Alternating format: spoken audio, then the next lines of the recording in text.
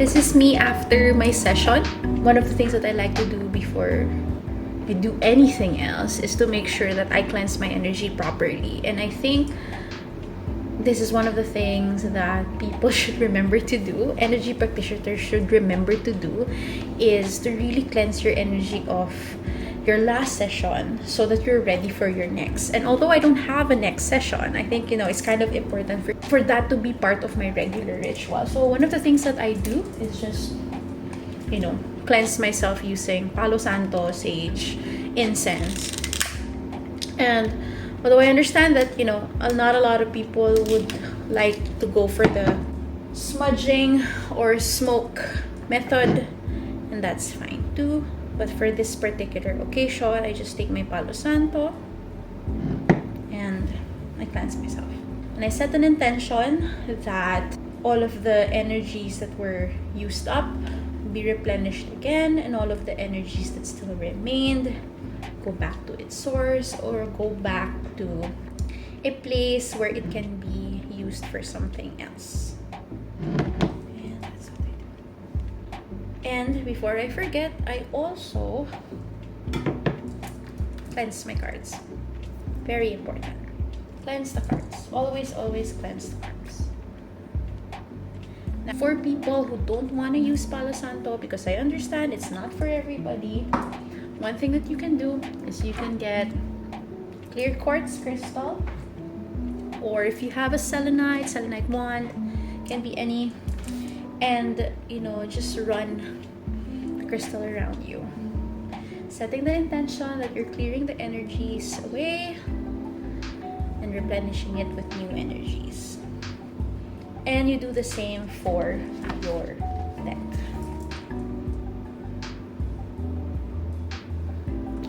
And that's pretty much it. What else do I do? I clean, although sometimes I have the tendency to forget, quite honestly. So there, and then I just leave it. I'll get back to it like later on and start cleaning. It's very important for me to always have a clean workspace, especially when energy has a tendency to get stuck in places where there's a lot of things cluttered around. So I kind of make sure that I have a clean space to work with every time. So yeah, that's pretty much it. So if you're wondering if there are any crystals that I like to have with me when I do my sessions, I usually go for bracelets because that's easier and they're wearable, and I don't have a lot of crystals cluttered in my desk because I don't have really a lot of space. So I try to maximize by wearing crystal jewelry instead. So my go-to are usually, it varies depending on the type of session that I need to give to my clients. But if it's something that is really for tarot reading, that involves tarot reading, talking a lot, which is what most of my voyage sessions are all about, I always have to have something for the throat chakra. So my go-to right now is my kyanite, and something that is for both crown and throat. I have blue labradorite, and something to ground me. And this bracelet, which is a curated bracelet that I did for Gallery Rberry, that already has a lot of obsidian, is super helpful for me. But sometimes I wear rings, and most of the rings that I like to go for are those that are for the third eye. So in this particular occasion, I am wearing, I believe this is purple mica or phosphosiderite, purple crystal. I don't get everything right, okay? So yeah, that's what I like to wear, and it's easy because when I'm, using my cards and I'm shuffling, it's not complicated to have all of my crystals here, and they would fall. It's easier for me to do it this way. So yeah, that's what I like to wear. Another simple thing that I always need to have in any session that I do is a notebook. That's super duper important. So last year I used one of these notebooks that I got from a TikTok shop, and it's already full. All of my client notes are here, and that's already done. It's so worn out at this point. So I started to get a notebook that allows me to have better space. I got this moleskin notebook that gives me blank pages, and I really like to take down a lot of notes about my clients. And what I do is I always put the date that I do their session, and of course their name and the type of session that they get from me. And it's very important for me to put them down in notes, because most of the time I do look back at previous sessions just in case that there's something that was spoken of in a previous session that I need to bring up again in a recent session.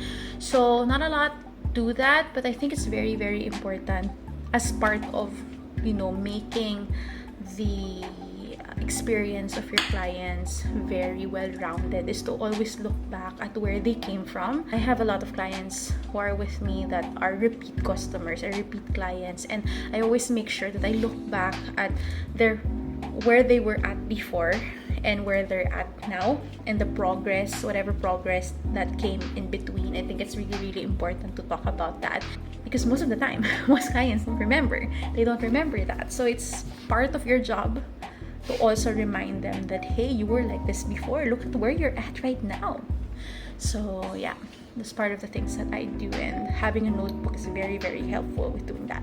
But if you're the type of person who doesn't like to take down notes, you can always use your laptop for that. That's fine, although I don't go for that because I tend to be very noisy when I'm typing, so I don't go for that.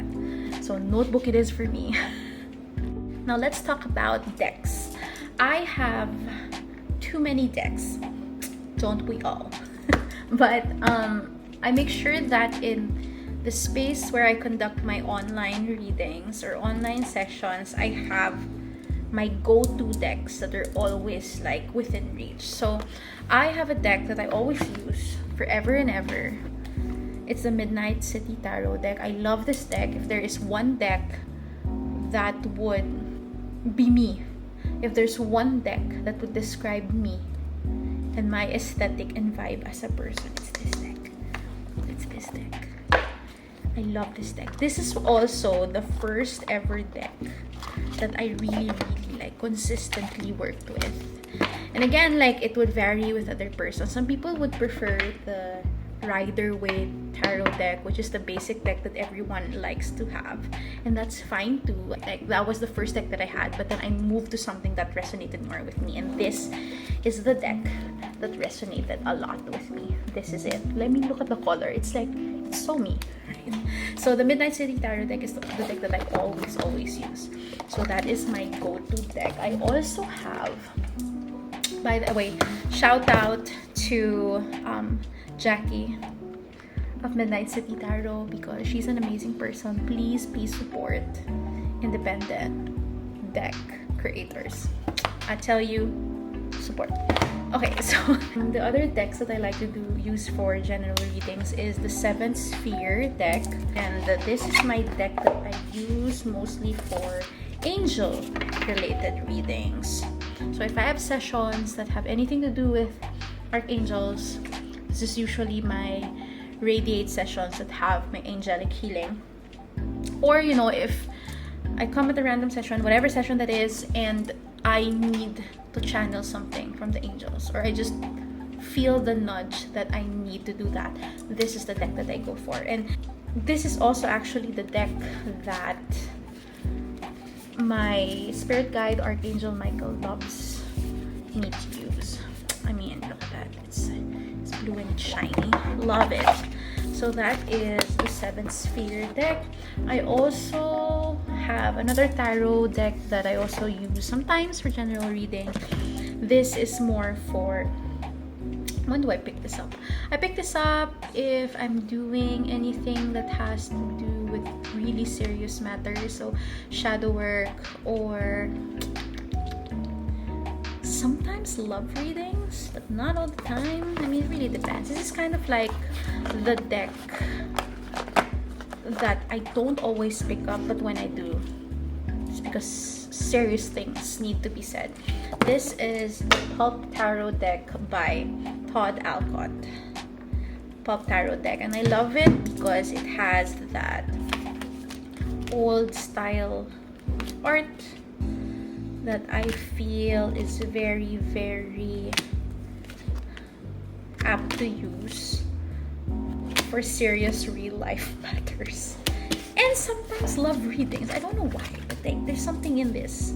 I don't know why. It's probably the depiction of lovers in this card, in this deck. So yeah, I use that. So these are the 3 decks that I have as of now that are my current go-to general reading decks. So this is always with me. Now, I also have oracle cards that are always with me. My current go-to is the Monology deck. Where is the cover of this one? Okay, the Monology deck, Oracle deck by Yasmin Boland. And this is, I love this card. Actually, it's interesting because this is not the first Oracle deck that I like to use. I think when it comes to Oracle decks, I have the tendency to change a lot. I have the tendency to change depending on where I'm at in my spiritual journey and what I'm attuned to. So this is what I'm currently into right now. And I feel that this deck is also something that a lot of people are resonant with because of the astrological references in this. So I love that. This is always with me. Another one that I love to use for angel related readings that goes in tandem with my 7th sphere deck is the Angelic Lightwork deck by Alana Fairchild. I use this for all of the Archangel petition jars and usually my radiate sessions and other readings. This deck has already notes actually for them because all of these cards each card corresponds to a certain archangel. So for easier reference, I've actually put the name of the archangel there. So I know some people don't like to write on their decks, but for me it's easy to have that as reference. So, and I use this all the time. So, and I'm not gonna rehome it anytime soon. No, I'm never gonna rehome this. No, I'm never gonna rehome this. I love this deck. This is my other oracle deck. So yeah, those are the decks. Those are all the decks that I love to use. So if you are looking for, oh my gosh, I can't bring them all. If you are looking for, you're building your own go-to decks, my suggestion is to try them out first for yourself, see how they fit in your everyday readings for yourself, and then start applying it to other people if you are going that direction. But you know, if you want it just for yourself, I think it's nice to have the tarot decks within reach, and I always like it to have it next to my work desk. So anytime that I need to consult the cards, it's always there. But of course, like, my entire collection is another story. So for that, maybe I will make new content in the future if this type of vlog is something that you people would like to look into. I definitely have a lot more decks, so we're gonna keep it casual here. I'm not a deck reviewer, okay, but I like to collect. I have too many decks, but I love them all. Yeah, so those are my decks. Now, on occasion, I have visitors. On my sessions, the cats always come in and, you know, I just let them be.